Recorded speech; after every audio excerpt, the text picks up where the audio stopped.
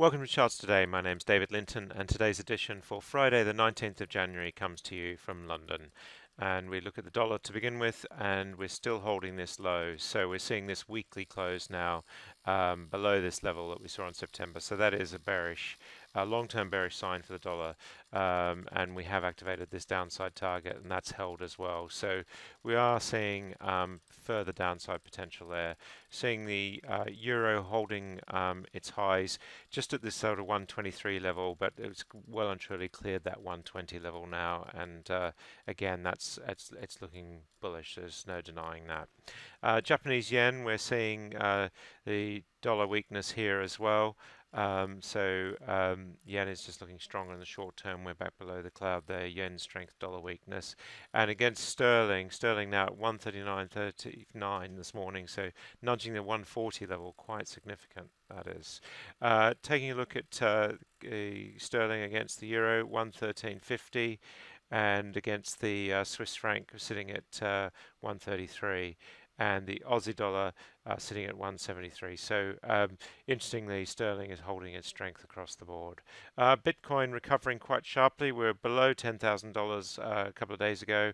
We're now coming back above the cloud in the short term, looking like we're really finding support on the Ichimoku cloud here on the daily chart.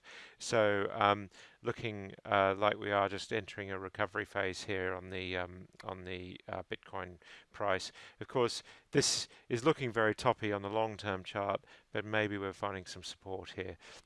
The shorter term charts are all over the place, of course, because there's so many moves here. It's really hard to read because of the dramatic nature of that. Take a look at the 1-minute charts if you're trading Bitcoin. The S&P 500 index pushing higher still. Nasdaq still looking pretty strong, and the Dow came back a bit yesterday, but still an amazing trend, up some 30% in the last year. And the Russell 2000 also just holding its bull trend. The futures are up very slightly this morning. The S&P 500 is up, and the Nasdaq E-mini up 0.2%. FTSE down slightly. That stronger sterling having an impact there, and we're bearish below the cloud. FTSE 250 also sinking lower. The DAX looking stronger on that stronger euro, which is a surprise. So looking more resilient than the UK. Nikkei is up, and the Hang Seng is looking still very, very strong indeed, and the Shanghai market also looking very strong too, making new highs, taking out the high that we saw in November. So that's significant for the Chinese market. The Indian stock market powering ahead, and the Australian market just a weak spot. So globally, stock markets looking pretty strong. UK and Australia are probably the weak points. Brent crude is just heading lower at the moment, sitting at 68.70. So we are just seeing Brent just below the cloud on the short-term chart, but still looking bullish medium and long-term. WTI, much the same picture, of course. Nat gas sitting at $3.18, just couldn't quite hold that 320 level.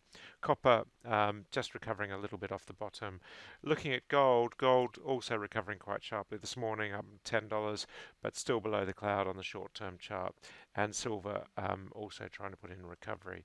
US Treasury yield sitting at 2.363%, so clearing this 2.6% level quite convincingly now, giving us multi-year highs in the yield, and we've got these targets now into the 3 and 4% area. So interest rates increasing in the US as growth and inflation start to gather apace. Apple looking stronger, Google also looking strong, Amazon looking strong, Facebook still just the odd man out, looking a little bit weaker below the cloud, but we do see some upside targets building on the short-term chart, and Microsoft also looking pretty strong. That's it for today. Until Monday, have a great weekend. Happy charting. See you then.